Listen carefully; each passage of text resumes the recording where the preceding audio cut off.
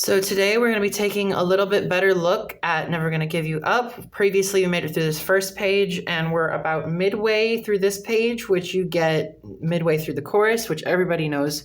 So we're going to see if we can make it through the rest of this page today. So we're going to start right here with our right hand on E, A, and C. And starting from the very beginning, we've got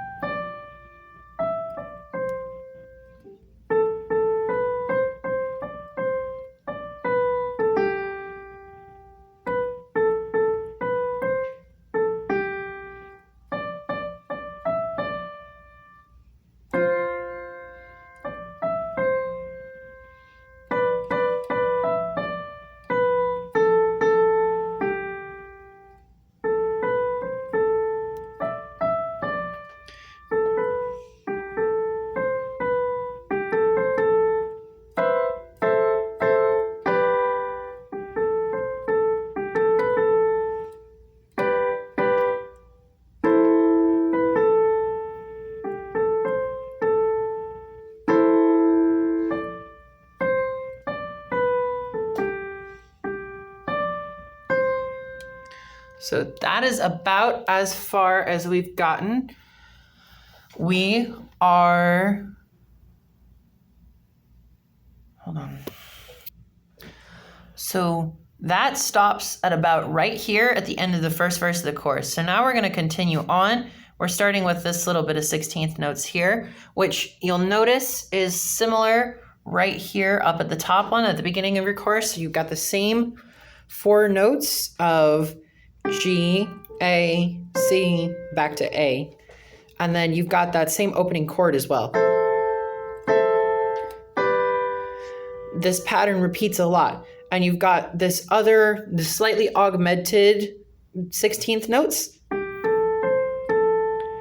But this time, you're going to jump open right here. Yes, here. Yep, you're going to jump open to an octave, which is 2 Gs. So we have a G here, and we have a G here. And you're going to stretch as far as you can, see if you can get it. And then that's just for one note, though. So then you collapse down to a G and a B. So you've got...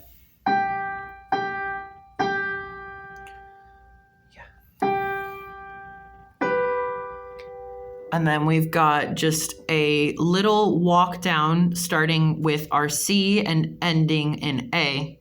So, and then we've got that same little chord pattern there of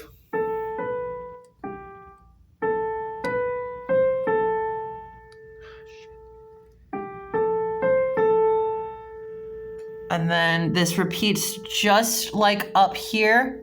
We open up to this E, A, C. Then we come up here.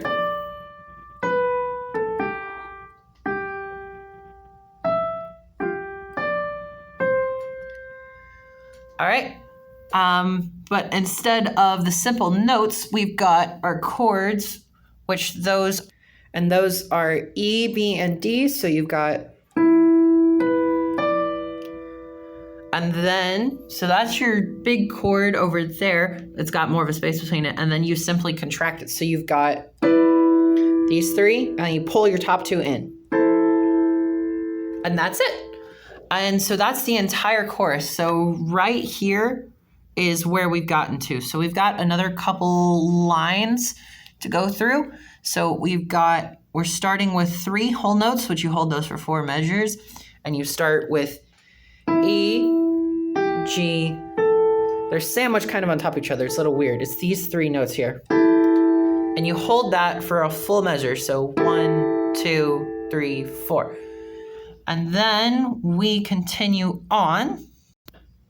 So we have a set of repeated notes that contract, but the 2 notes that repeat with the little dots next to them right here are going to be, they're going to be a D, an F, and a C. So it is a little bit of a stretch.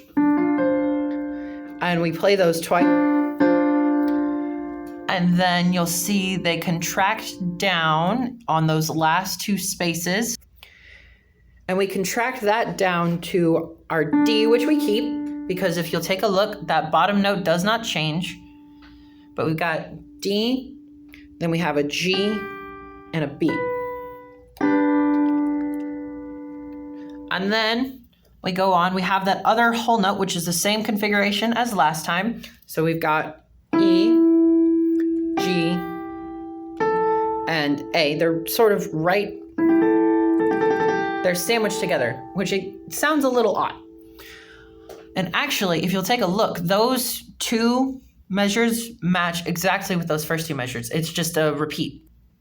It's just a repeat. So if you'll go back up here and you'll do the same thing again with our Ds, which are constant, and we have an F, which moves up to a G, and then we have a C, which moves down to a B. So now we're on to this measure, which this one gets a little bit more fun. It's a little more complex. So this one, even though it does look a little bit complex, it's almost exactly like that opening measure we have up there with our little, but it just sort of doubles up on itself and it has a high E each time. So we've got